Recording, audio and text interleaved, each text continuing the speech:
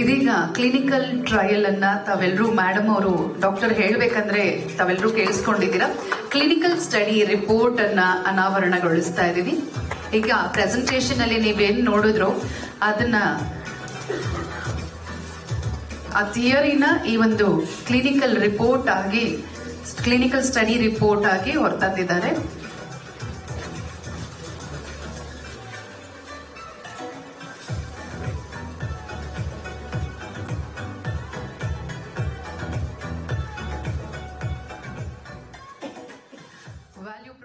ನಮ್ಮ ಪತ್ರಿಕಾಗೋಷ್ಠಿಯಲ್ಲೂ ಕೂಡ ನಾವು ಹಲವಾರು ಬಾರಿ ಹೇಳಿದ್ದೀವಿ.